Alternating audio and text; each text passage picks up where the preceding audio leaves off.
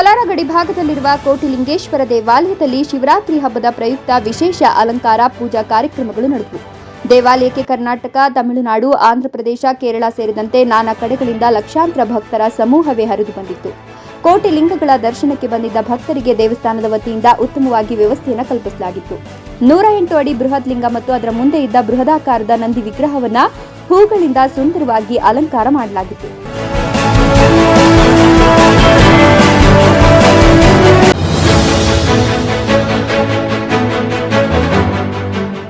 ಶುಕ್ರವಾರ ಚಿಂತಾಮಣಿ ತಾಲೂಕು ಬಟ್ಲಹಳ್ಳಿ ಗ್ರಾಮದ ಹೋಟೆಲ್ನಲ್ಲಿ ತಿಂಡಿ ತಿಂದು ಕೂಲಿಗೆ ಹೋದ ಕಾರ್ಮಿಕರು ಅಸ್ತವ್ಯಸ್ತಗೊಂಡು ಸುಮಾರು 20 ಮಂದಿ ಆಸ್ಪತ್ರೆಗೆ ಸೇರಿದ್ದಾರೆ.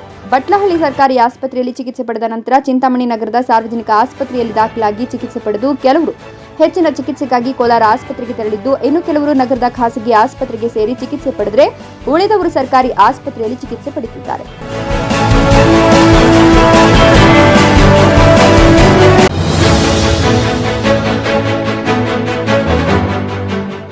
ಬುಧವಾರ ಬೆಳಗಿನ ಜಾವ ಬಿಹಾರದಲ್ಲಿ ಭೀಕರ ರಸ್ತೆ ಅಪಘಾತ ಸಂಭವಿಸಿದೆ. ಬೇಗುಸರಾಯ್ನಲ್ಲಿ ಬಂದೊಂದು ಎದುರಿನಿಂದ ಬರುತ್ತಿದ್ದ ಟ್ರಕ್ಗೆ ಡಿಕ್ಕಿ ಹೊಡೆದ ಪರಿಣಾಮ 4 ಸ್ಥಳದಲ್ಲೇ ಸಾವನ್ನಪ್ಪಿದ್ದು, ಹಲವರು ಗಂಭೀರವಾಗಿ ಗಾಯಗೊಂಡಿದ್ದಾರೆ. ಈ ಭೀಕರ ರಸ್ತೆ ಅಪಘಾತದಿಂದಾಗಿ ಆ ಪ್ರದೇಶದಲ್ಲಿ ಸಂಚಾರ ಸ್ಥಗಿತಗೊಂಡಿದೆ. ಅಪಘಾತದ ಬಗ್ಗೆ ಹೆಚ್ಚಿನ ಮಾಹಿತಿ ಇನ್ನಷ್ಟೇ ತಿಳಿದುಬರಬೇಕಿದೆ.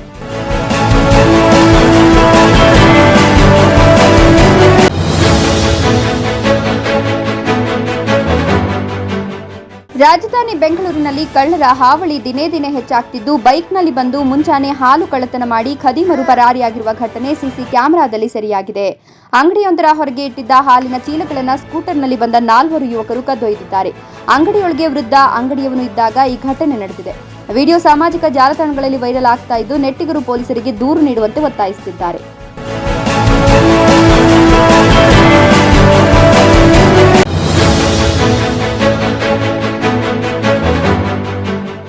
ಉತ್ತರ ಪ್ರದೇಶದ ಗಾಜಿಯಾಬಾದ್ನಲ್ಲಿ ಮಹಿಳೆಯೊಬ್ಬಳು ರಸ್ತೆಯಲ್ಲಿ ಆಟವಾಡುತ್ತಿದ್ದ ಚಿಕ್ಕ ಬಾಲಕನ ಮೇಲೆ ಕಾರು ಹರಿಸಿದ್ದಾಳೆ. ಈ ಆಘಾತಕಾರಿ ಘಟನೆಯ ವಿಡಿಯೋವೊಂದು ಸಾಮಾಜಿಕ ಜಾಲತಾಣದಲ್ಲಿ ವೈರಲ್ ಆಗ್ತಿದೆ. ವಿಡಿಯೋದಲ್ಲಿ ರಸ್ತೆಯಲ್ಲಿ ಕುಳಿತಿದ್ದ ಚಿಕ್ಕ ಬಾಲಕನ ಮೇಲೆ ಕಾರು ಹರಿದಿದೆ.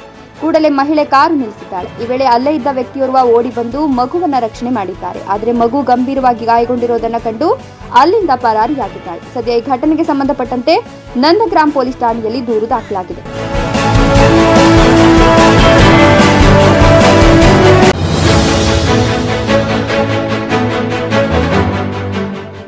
ಉತ್ತರ ಪ್ರದೇಶದ ಪ್ರಯಾಗ್ರಾಜ್ನಲ್ಲಿ ನಡೆಯುತ್ತಿರುವ ಐತಿಹಾಸಿಕ ಮಹಾಕುಂಭ ಮೇಳಕ್ಕೆ ಹೋಗಿ ವಾಪಸ್ ಬರ್ತಿದ್ದ ವೇಳೆ ಜಾರ್ಖಂಡ್ ಮುಕ್ತಿ ಮೋರ್ಚಾದ ರಾಜ್ಯಸಭಾ ಸಂಸದೆ ಮಹುವಾ ಮಾಜಿ ಪ್ರಯಾಣಿಸುತ್ತಿದ್ದ ಕಾರು ಅಪಘಾತಕ್ಕೀಡಾಗಿದ್ದು, ಸಂಸದೆ ಗಂಭೀರವಾಗಿ ಗಾಯಗೊಂಡಿದ್ದಾರೆ ಎನ್ನುವ ಮಾಹಿತಿ ಲಭ್ಯವಾಗಿದೆ.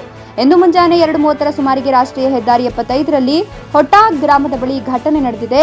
ಅವರ ಎಡಗೈ ಮೂಳೆ ಮುರಿದಿದ್ದು, ರಾಂಚಿಯ ಖಾಸಗಿ ಆಸ್ಪತ್ರೆಗೆ ದಾಖಲಿಸಲಾಗಿದೆ ಎಂದು ಅವರು ಹೇಳಿದ್ದಾರೆ.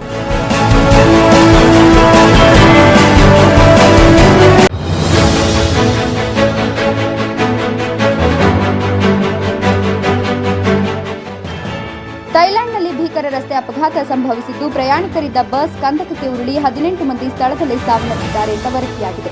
ಥೈಲ್ಯಾಂಡ್ನ ಪ್ರಾಚೀನ್ಬುರಿಯಲ್ಲಿ ಪ್ರವಾಸಿ ಬಸ್ ನಿಯಂತ್ರಣ ತಪ್ಪಿ ಕಂದಕಕ್ಕೆ ಬಿದ್ದಿದೆ. ಈ ಘಟನೆಗೆ ಸಂಬಂಧಿಸಿದಂತೆ ಮಾಹಿತಿ ನೀಡಿದ ಪೊಲೀಸರು ಇಳಿಜಾರಿನ ರಸ್ತೆಯಲ್ಲಿ ಹೋಗುವಾಗ ಬಸ್ಸಿನ ಬ್ರೇಕ್ ಫೇಲ್ ಆಗಿದೆ. ಬಳಿಕ ಬಸ್ ಚಾಲಕನ ನಿಯಂತ್ರಣ ತಪ್ಪಿ ಬಸ್ ಕಂದಕಕ್ಕೆ ಉರುಳಿ ಈ ಅವಘಡ ಸಂಭವಿಸಿದೆ ಅಂತ ಪೊಲೀಸರು ತಿಳಿಸಿದ್ದಾರೆ.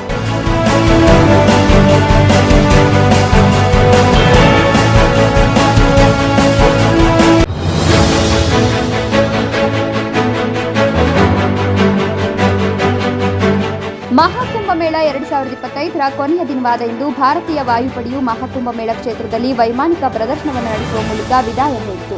ತ್ರಿವೇಣಿ ಸಂಗಮದ ಮೇಲಿನ ವೈಮಾನಿಕ ಪ್ರದರ್ಶನವು ಮಹಾಕುಂಭದಲ್ಲಿ ಭಾಗವಹಿಸಿದ ಜನರಿಗೆ ಕೃತಜ್ಞತೆಯ ಸಲ್ಲಿಸುವ ಸಲುವಾಗಿ ಆಯೋಜಿಸಲಾಗಿದೆ. ಜನವರಿ 13ರಿಂದ ಪ್ರಯಾಗ್ರಾಜ್ನಲ್ಲಿ ಆರಂಭಗೊಂಡ ಮಹಾಕುಂಭ ಮೇಳ ಇಂದು ಸತತ 6 ವಾರಗಳ ನಂತರ ಅಂದರೆ 45 ದಿನಗಳ ನಂತರ ಮಹಾಶಿವರಾತ್ರಿ ಪ್ರಯುಕ್ತ ಅಮೃತ ಸ್ನಾನದೊಂದಿಗೆ ಕೊನೆಗೊಳ್ಳಲಿದೆ.